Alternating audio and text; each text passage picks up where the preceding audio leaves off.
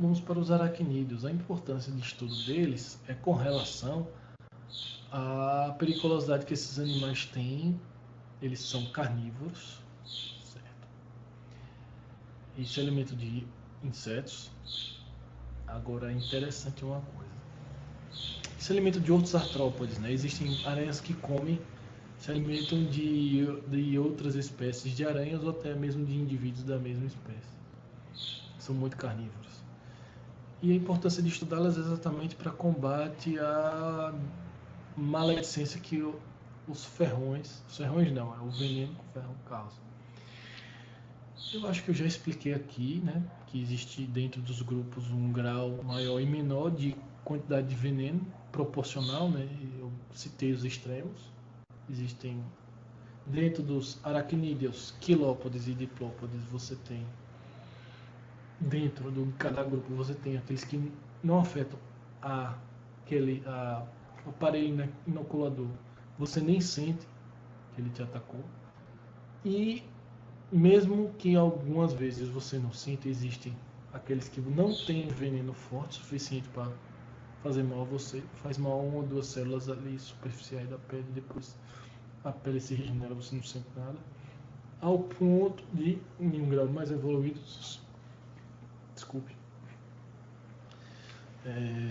um grau mais evoluído dos venenos, aquelas que uma inoculação é suficiente para matar em 5 minutos. Até mesmo um aracnídeo que tenha uma quelícera quebrada,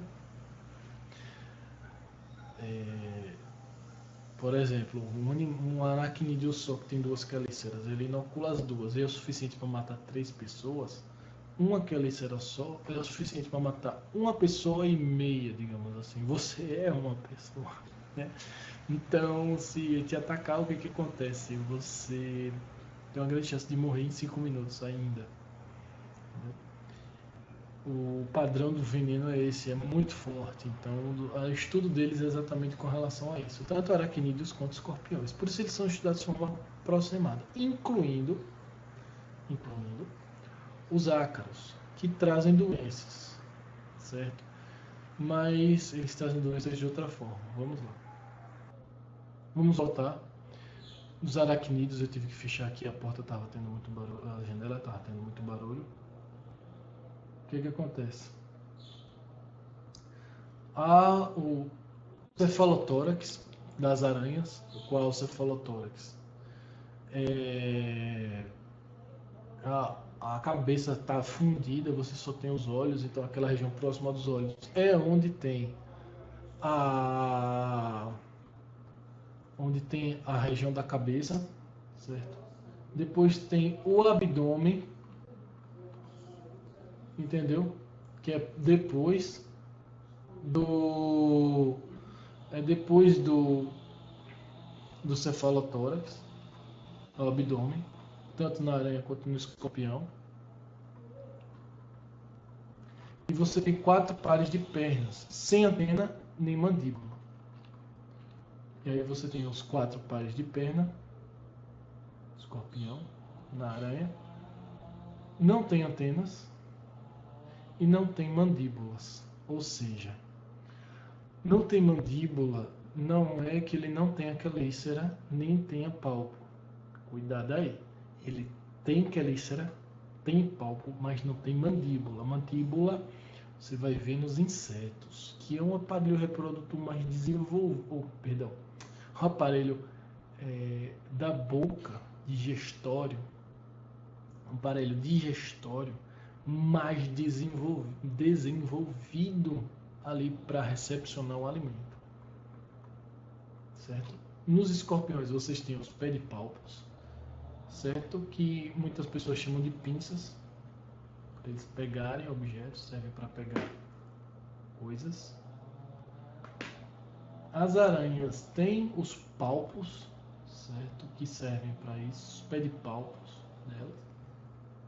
Tem os palpos aqui mais desenvolvidos perto da boca para ajudar na digestão extracorpórea. A aranha lança um líquido com enzimas. Esse líquido digere o que ela quer. Fica lá um bolo de proteínas com gorduras, com não sei o que, ela vai lá e se alimenta do que ela achar melhor. Esses palpos são as primeiras. Os primeiros pares de pernas são os pedipalpos para poder manipular coisas. Depois as outras pernas também servem isso. E em especial os últimos pares para manipular teias, certo? Você tem os ovinhos das aranhas, os ovinhos, certo? Um monte de ovinho de aranha. E aí o que é que acontece? Esse monte de ovinho de aranha que você tem, daí ela vai e começa a criar teias que protegem esses ovos de aranha, entendeu? Ao proteger esses ovos de aranha,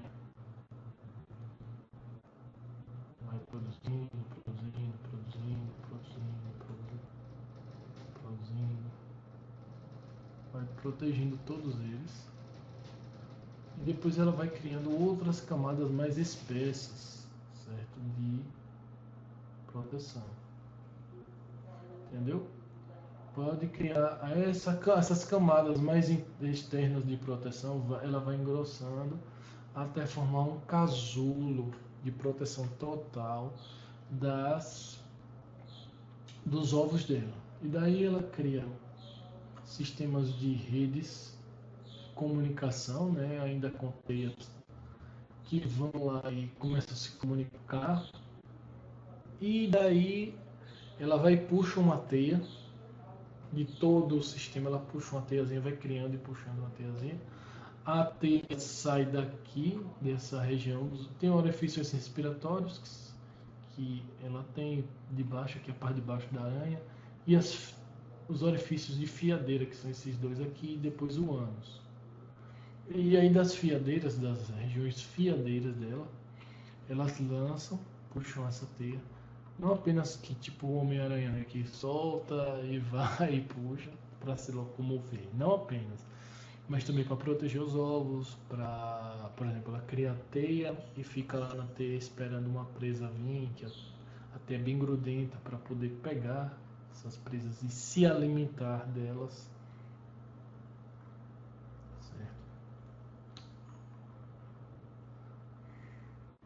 As aranhas têm o cefalotórax, dois pares de apêndices ao redor da boca, que são as primeiras partes quelíceras, estrutura afiada parte aguda para captar presas e inoculação de veneno.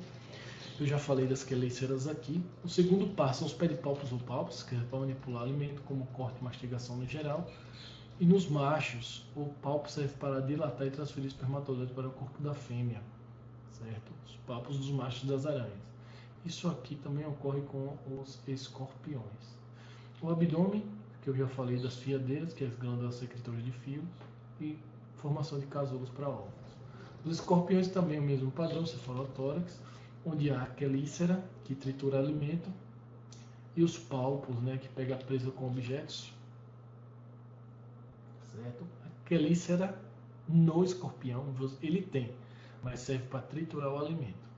Ele já tem uma espécie de triturador primitivo aí.